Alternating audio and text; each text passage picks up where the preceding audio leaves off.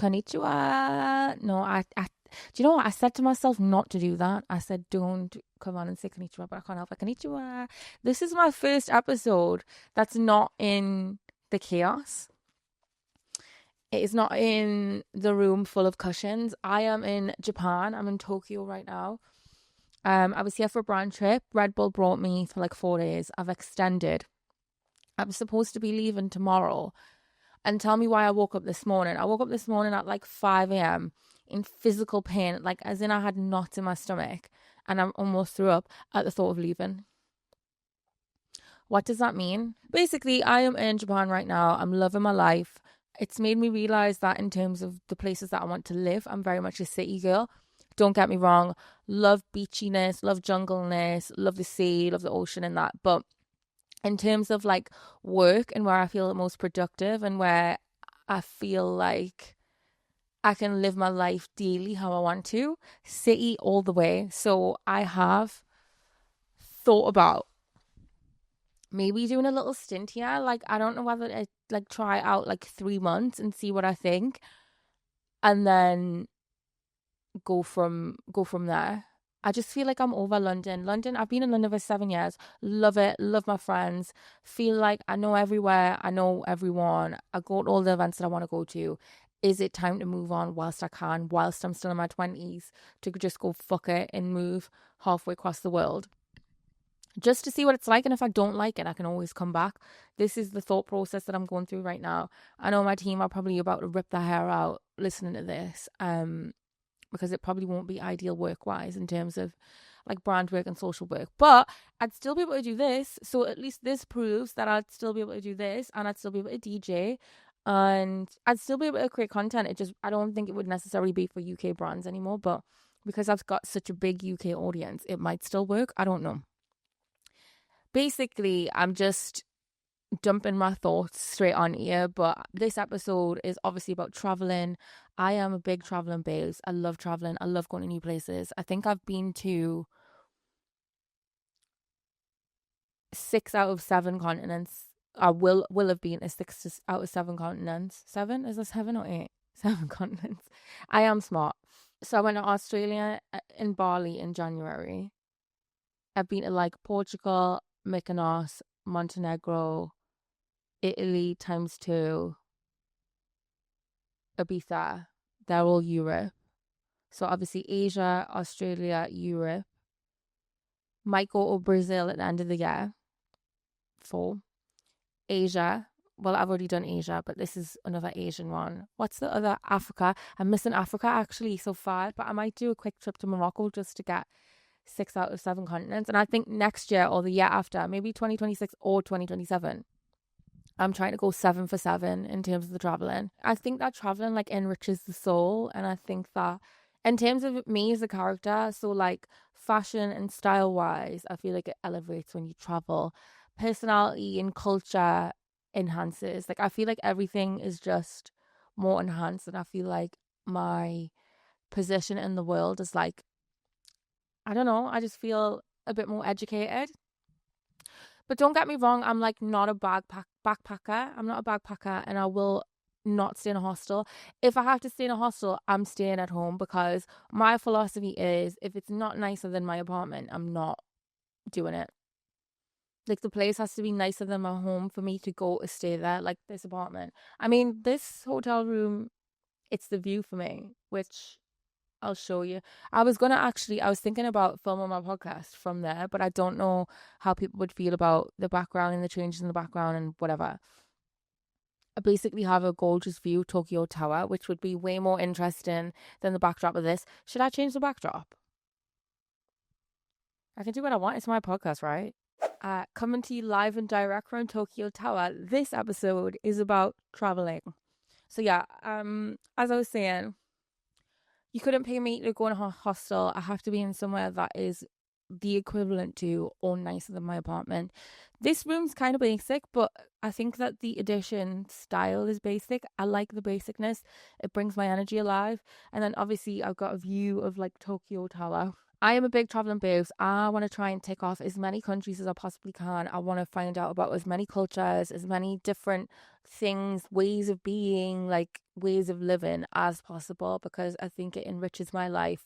It makes me realize that there's not one single way to do something. Um, and that maybe that we don't function in the best way that we possibly could. I love the word function, function.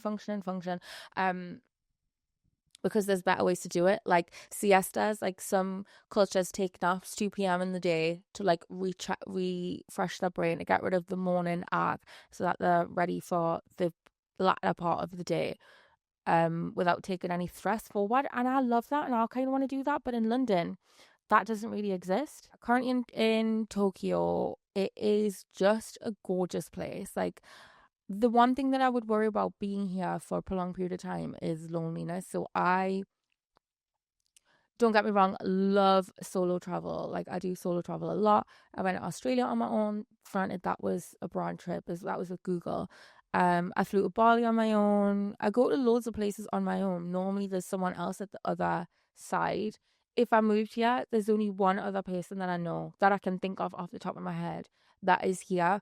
And I'm very I need my friends. I love my friends. Like London, I love going for drinks with my friends. I love going for a roast with my friends. I love my friends coming over to my house. I love going over to my friend's house. I love celebrating people, birthday parties, events. I would just worry that if I was in Japan or like specifically Tokyo for a prolonged period, I'd be quite lonely. I don't know how making friends would be over here. But my friend Jacob lived here for 3 years and he said it was absolutely fine. And also, if I don't like somewhere, you can't just return. That's the thing that gets me is that like I think people think when you move somewhere, it's like permanent. It's not permanent. You can leave whenever you want to leave. Well, I know it's a privilege, but I'm able to leave whenever I want to leave. So if I got to Japan and I spend like 3 months here and I've made no friends and I have no community around me and I fucking hate it, I can go home. I can go back to London. Maybe I could meet the love of my life. I just feel like, does anyone feel like Japan fashion is like so advanced? Everyone looks like shit in London. Here, you turn the corner, someone's going to Family Mart dressed as if they're going to Rick Owens' fashion show. What is that about? I kind of knew because have you ever seen those like TikToks where the people are walking down the street? It's like all Japanese people fashion. So I knew I was going to have to save a look, and I have been saving a look whilst I'm here. But their looks are just effortless. Like they could throw on a hoodie, a cap, baggy pants, and like a chain and some fucking slide ons, and it looks fucking phenomenal. I feel like in terms of elevating my fashion, like living in Tokyo or spending more time in Tokyo would do me the world of good. You'd never see me in Lululemon leggings ever again. But to be fair, this is because I'm going to the gym after I filmed this, so that is why. So yeah, continuing on with solo travel. I am I think first of all, as women, solo travel is extremely scary, especially if you're going to somewhere that's very different to where you're currently living. So like say for instance, like I live in London. If I go to Portugal, if I go to Ibiza, like although it's different and they speak a different language, it's not far away. And also it's the culture's not that far removed from ours. But like say if you come to like Asia, the culture is very different, the attitude's very different, the attitudes towards women are very different. Solo travel for a girl might be quite scary. I don't think I've ever necessarily been scared with where I go. And that's part of the reason why I like doing bougie shit, because with the bougie shit, you know that you're not gonna get the bullshit. And you might get the bullshit, but there's a level of safety that you always feel. So like wherever I go, I like to fly business because I think they look after you way better. This is my justification, by the way. I like to always fly business, and I also like a 5-star hotel, normally a chain of hotels. Now, I know the argument for that is that you don't get the same amount of culture, you don't get embraced in the throes of wherever you are.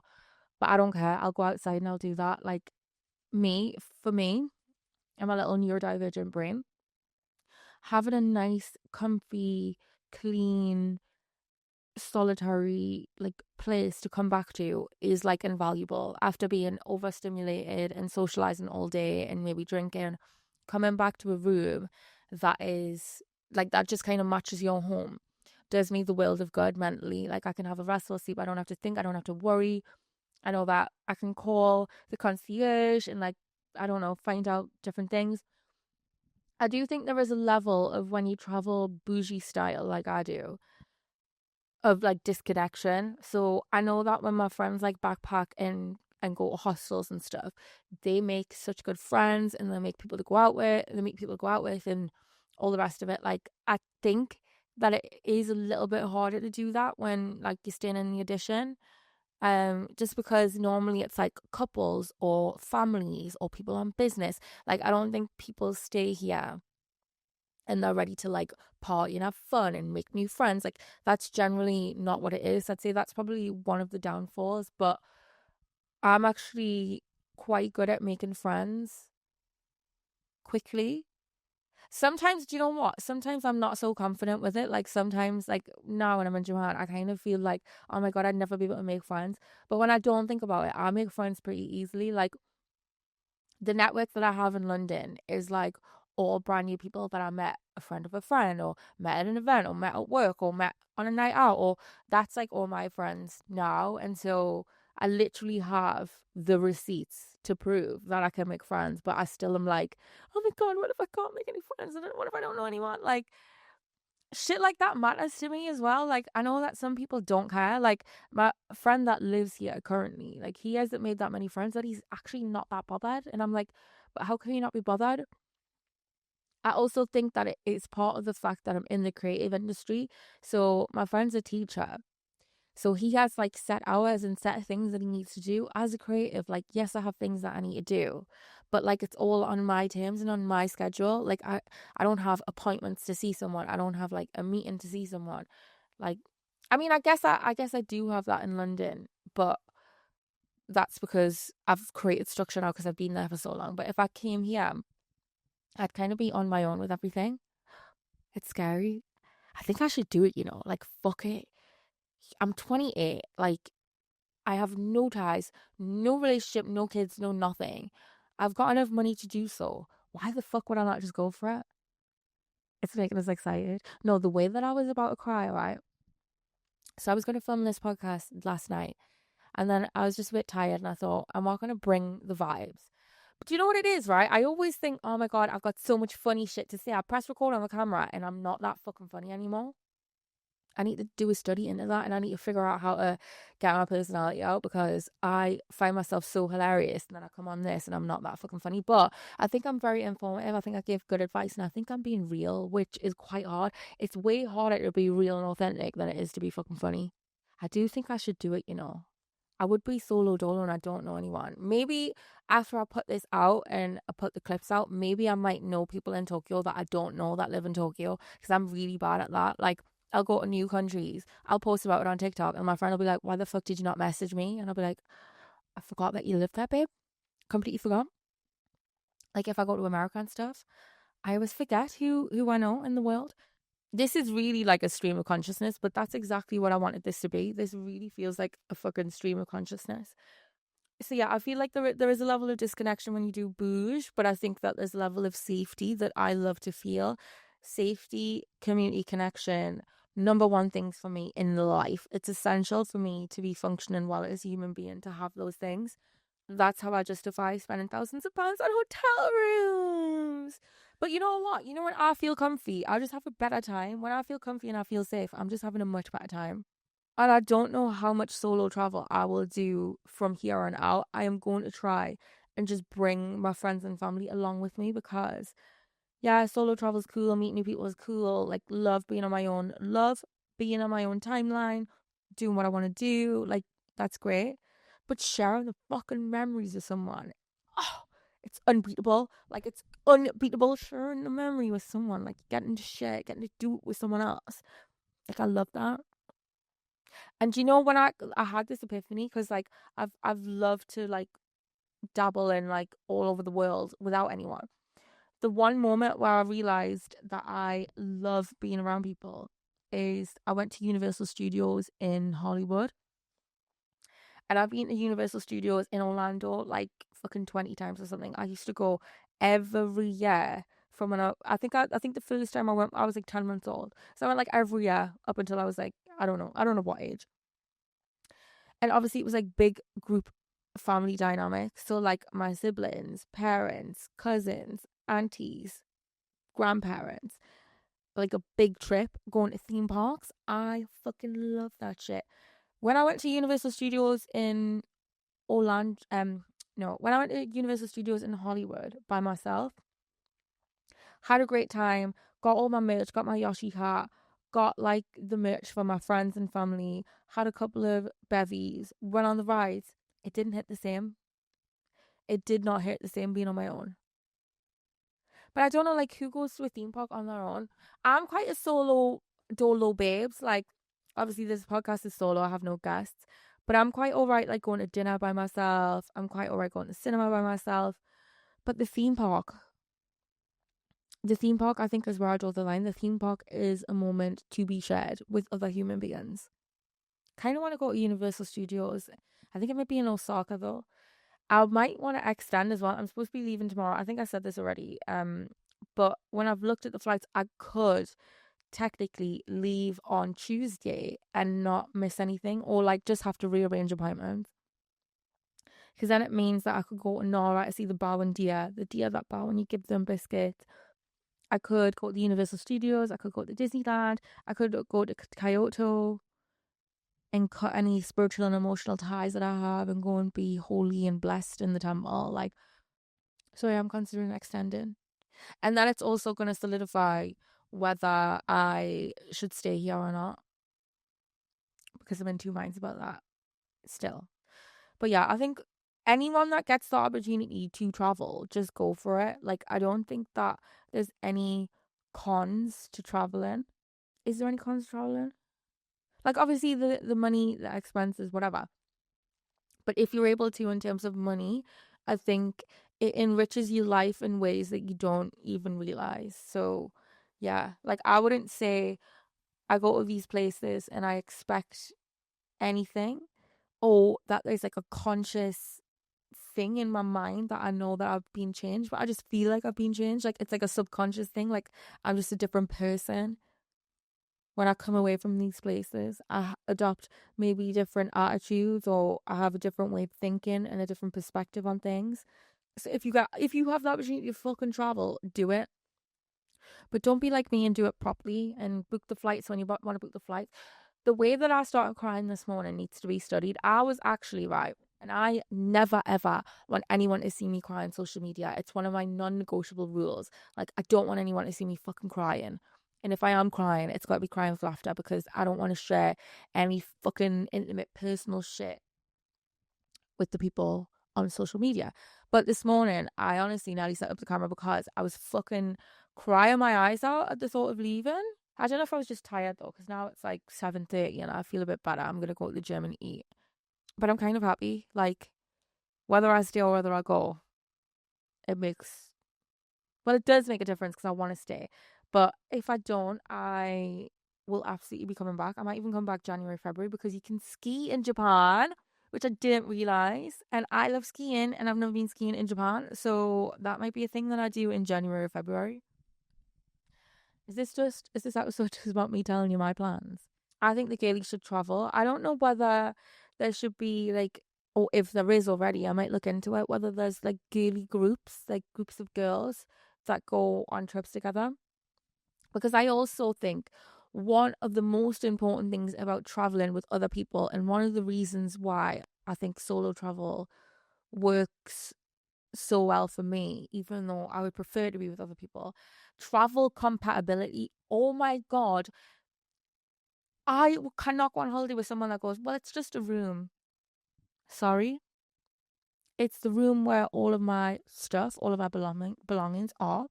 It's the room that I have to sleep in. It's the room that I have to shower in. It's the room that I have to get ready in. If the feng shui is off, I'm not going to have a good trip. I'm not going to want to get ready. I'm not going to want to make the content. I'm not going to want to film a podcast.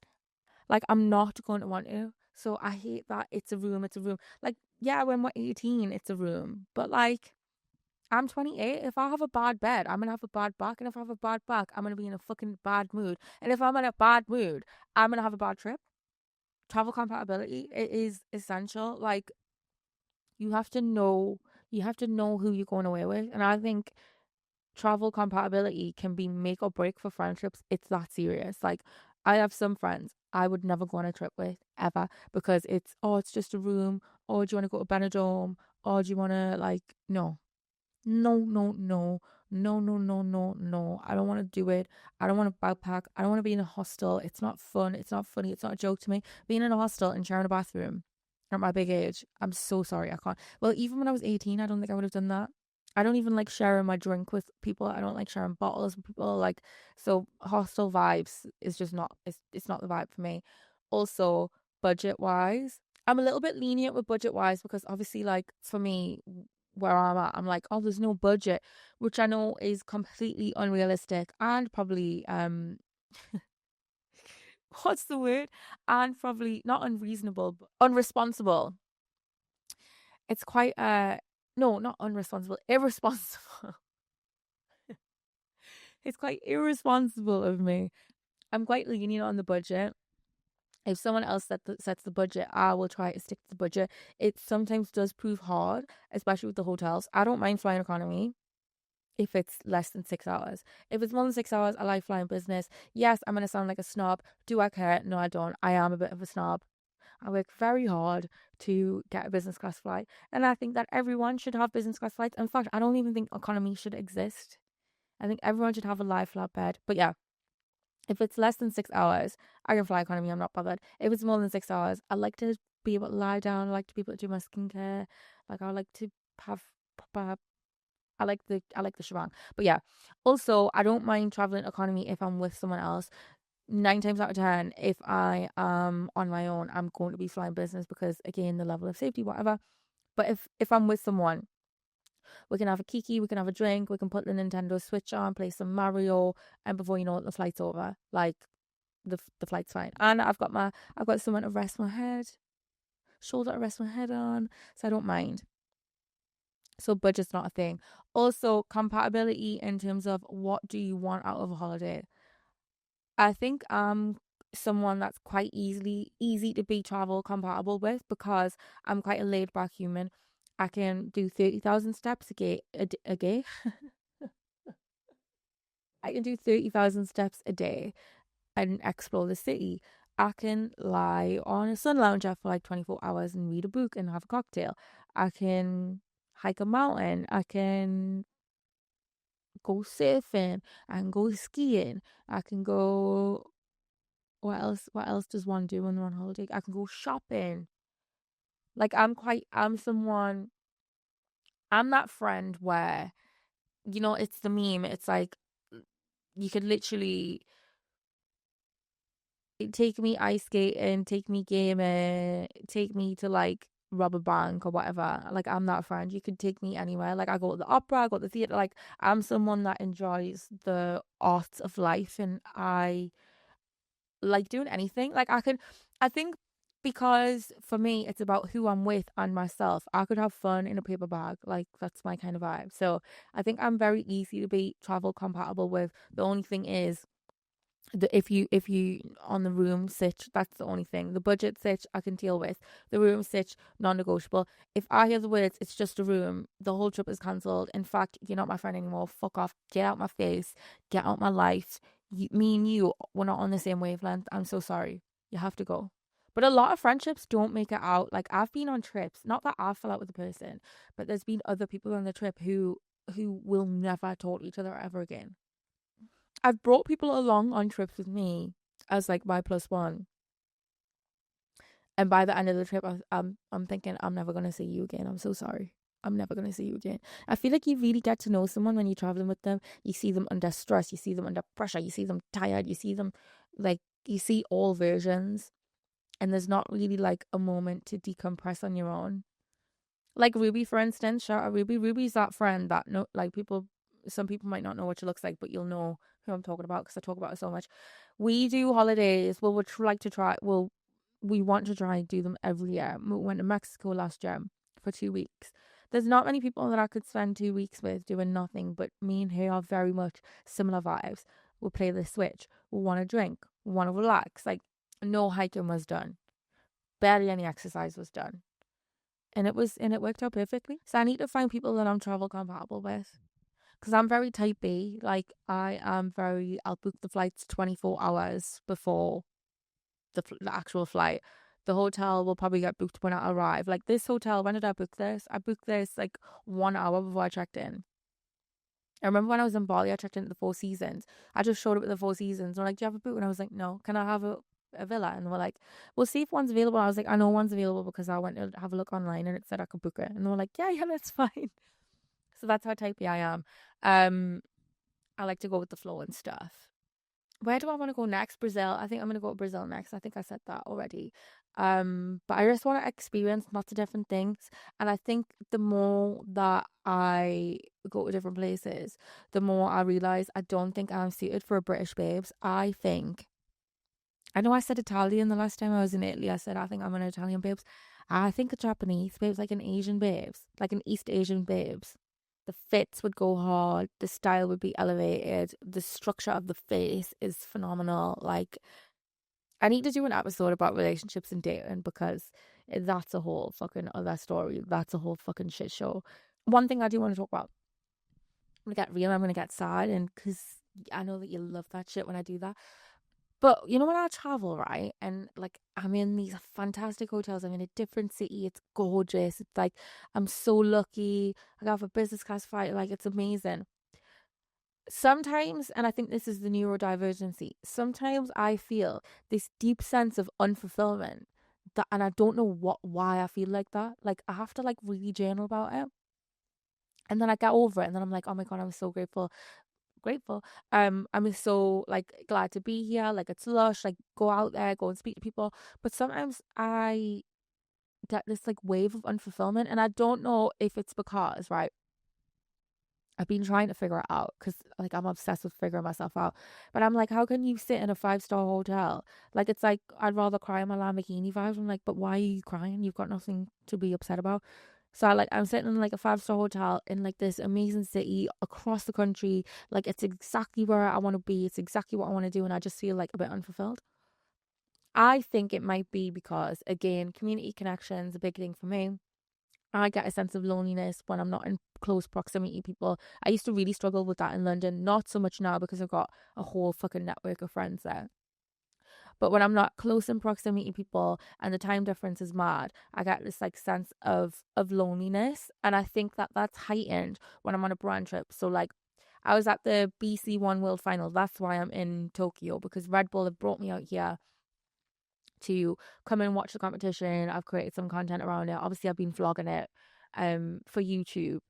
And the itinerary was packed like back to back to back. I actually arrived a day later, so I didn't get the day to sort of explore Tokyo, but it was fine because I was extending.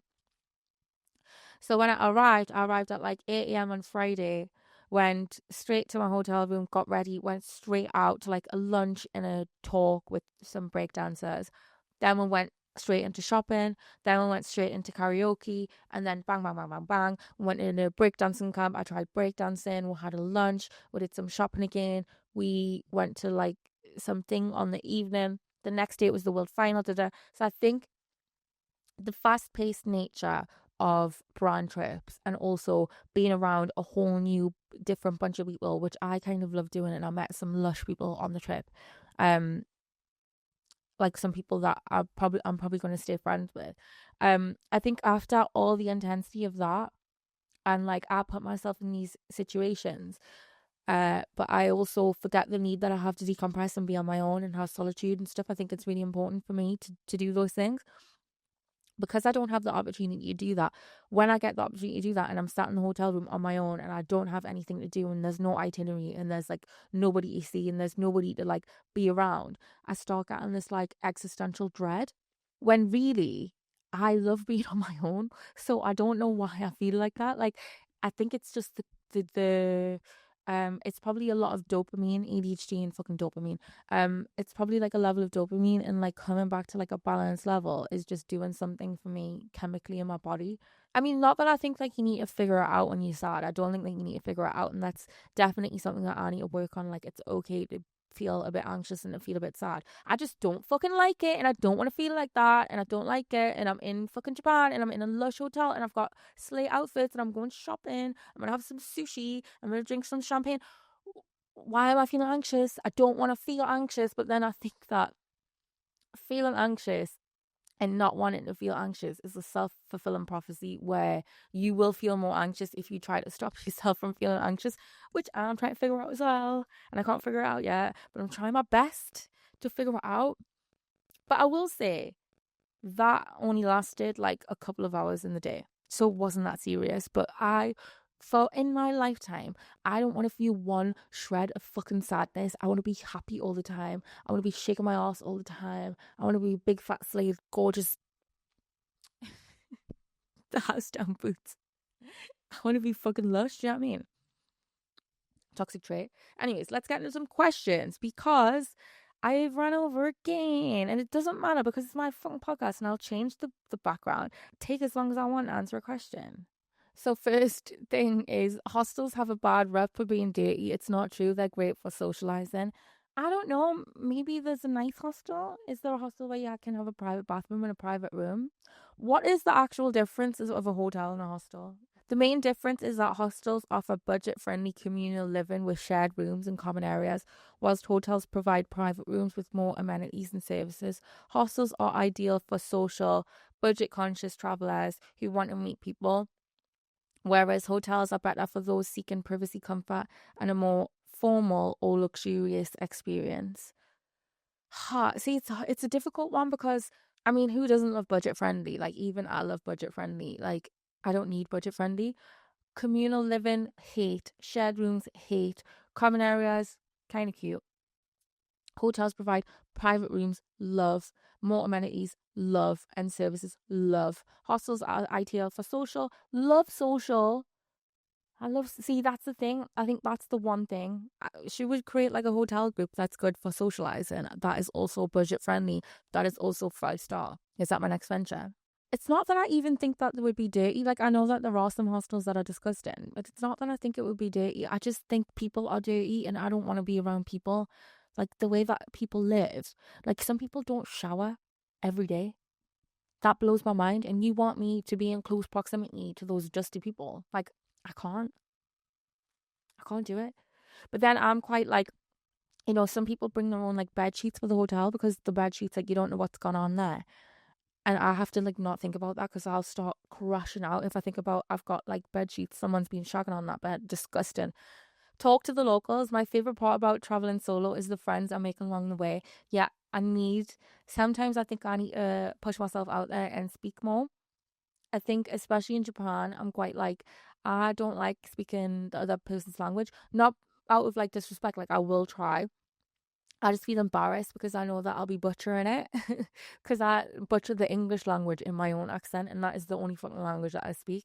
So I don't want to be like, konnichiwa, arigato gozaimasu, if I'm like butchering. But arigato gozaimasu is like, I must have said that 500 times already.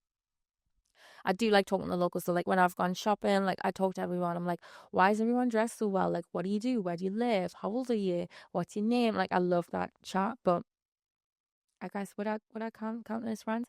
Someone said it scares me, solo travel. But you don't think that things that scare you, like you should try it. Like, just try it. Like, granted, go to like a nice, safe area, but just try it for your first one. Like, just fucking go for it. Especially if you're a girl. I think if you're a girl, like, there's layers as to why someone would be fucking petrified to travel, and I get it. But I think that people should do things that scare them. Embrace the journey.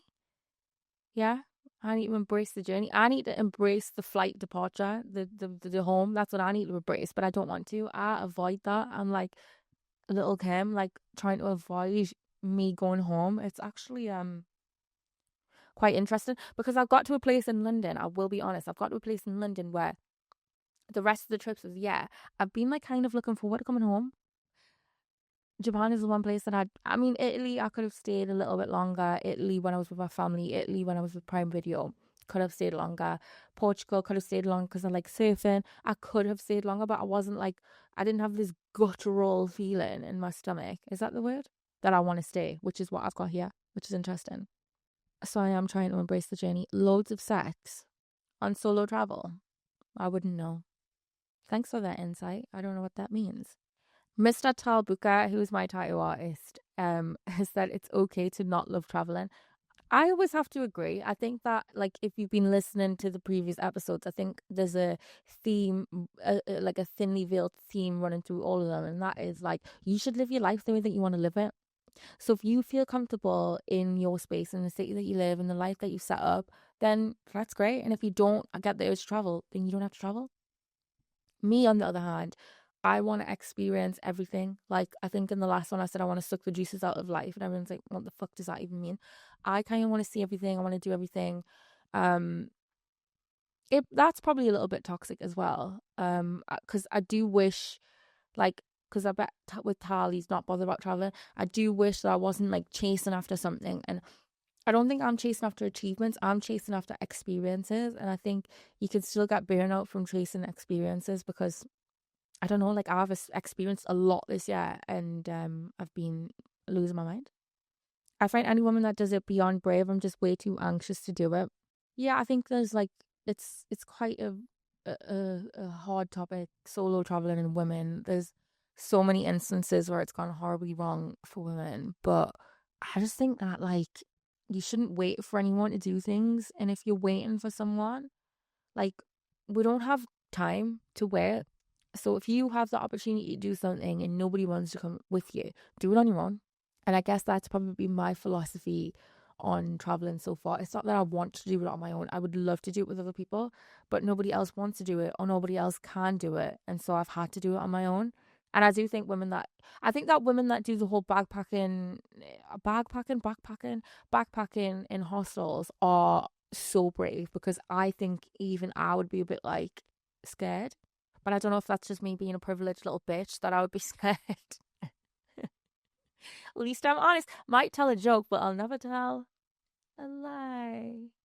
Someone else said, I actually did it for the first time for a concert in another country and it was top tier. I think the relationship that it builds with yourself is like phenomenal. I think that it will do wonders for you in terms of like how comfortable you feel within yourself, like your self-discipline, how well you problem solve, how well you navigate these situations. Like I think it's such a good thing. Love solo traveling. Only have to worry about you and no one else's time, money, or attitude. And someone else said 10 out of 10, can plan your own schedule and don't have to make any compromises.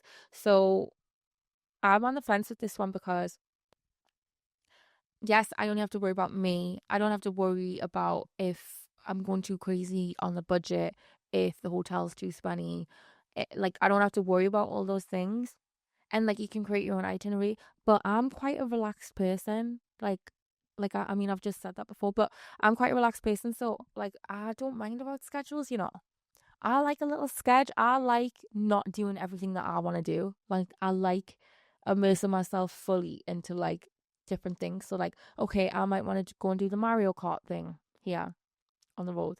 Someone else might want to do vintage shopping. Now, vintage shopping is not for me. Like, I'm into shopping, I'm into fashion, but vintage shopping is not for me. But if someone else wanted to go vintage shopping, I would go with them and I would probably love it. So I'm quite open to a sketch change. Like, I'm open to like a merged itinerary of like a melting pot of things that everyone wants to do. My friend Maxine said, wear a fake wedding ring so men leave you alone. So many of my girls do this. Oh my God. Well, men kind of leave me alone anyway. I don't think there's been any men that have spoken to me on this trip, but I think that that's a good tip for the girlies. Wear a wedding band and then people tend to not fuck with you. And then I think also people will think that you're traveling with someone if you're traveling solo. So it's a win-win. Anyways, thanks for the question, guys, as always. That's probably like my favorite part of the app. I love reading out the questions. I'm gonna end this here because again, I've recorded for 47 minutes. Don't know how that's happened. Episodes are every Tuesday. Subscribe and follow and do all the rest of the shit that you know that I always tell you to do. And thank you for the support and I appreciate you. Coming to you live and direct from Japan. Next time I see you, I will hopefully be in London. If I'm not in London, just know there's several people that'll be very mad with me. Bye, guys.